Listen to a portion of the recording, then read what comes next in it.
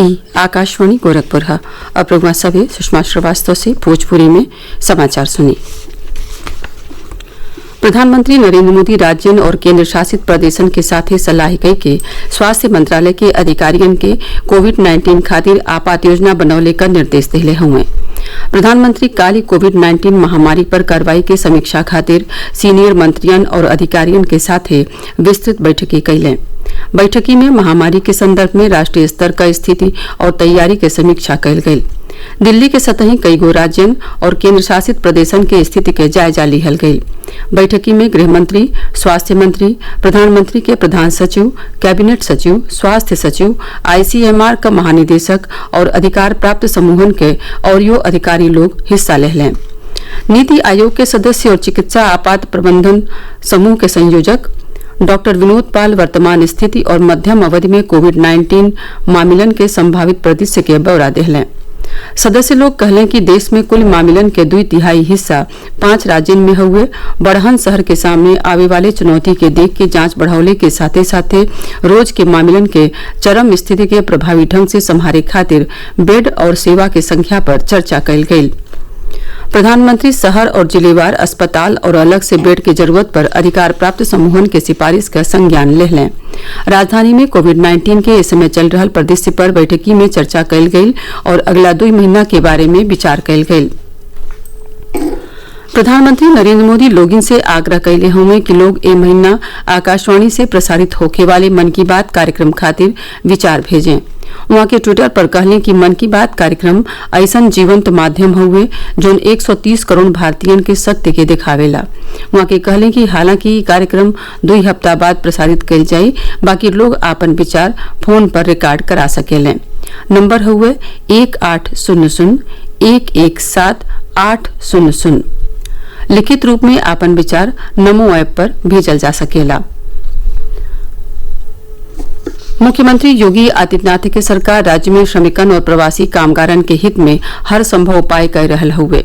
राज्य सरकार प्रत्यक्ष लाभ अंतरण के जरिए श्रमिकन के खाता में वित्तीय सहायता भेजत हुए और उन्हें कोविड-19 संकट के दौर में खाद्य सामग्रियों दे रहल हुए। करीब 45 लाख प्रवासी कामगार राज्य में वापस लौटल हुए। मुख्यमंत्री योगी आदित्यनाथ 10,48,166 श्रमिकन के खाता में 104 करोड़ 42 लाख के धनराशि डीबीटी के जरिए ट्रांसफर कैले। ए वित्तीय सहायता के जरिए हर श्रमिक के 1,000 रुपया भरण पोषण भत्ता के रूप में उपलब्ध करावल जा रहा हुए।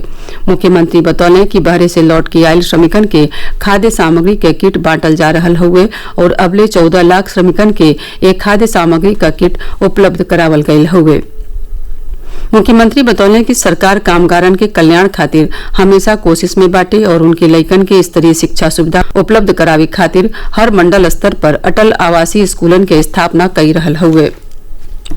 मुख्यमंत्री योगी आदित्यनाथ कहले हुए कि प्रदेश में निर्माणाधीन एक्सप्रेसवे राज्य के इंफ्रास्ट्रक्चर में मील के पत्थर साबित हुई। वहां के कहले कि Purvanchal expressway, Ganga expressway, Gorakhpur link expressway और बुंदेलखंड एक्सप्रेसवे प्रदेश में आर्थिक विकास के सपना साकार करी हैं। वहां के कहले कि पिछला 3 वर्ष में राज्य में निवेश के मुताबिक वातावरण बनावे खातिर बेहतर समन्वय के साथ काम भइल हुए।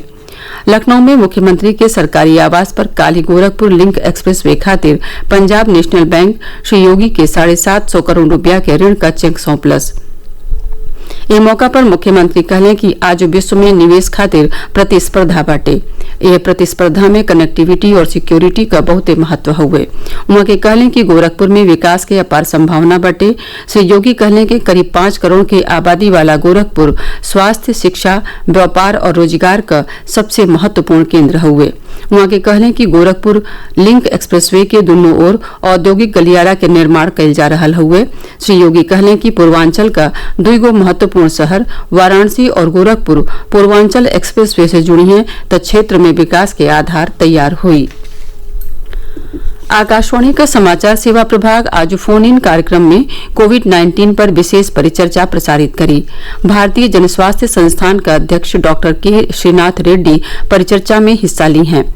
एके रात 9:30 से FM गोल्ड और अतिरिक्त मीटरन पर सुनल जा सकेला। श्रोता स्टूडियो में सोझे फोन करके विशेषज्ञ से सवाल पूछ सकेलें। नंबर हुए 0112 1-800-331-4444। टोल फ्री नंबर हुए 1-800-11-5767।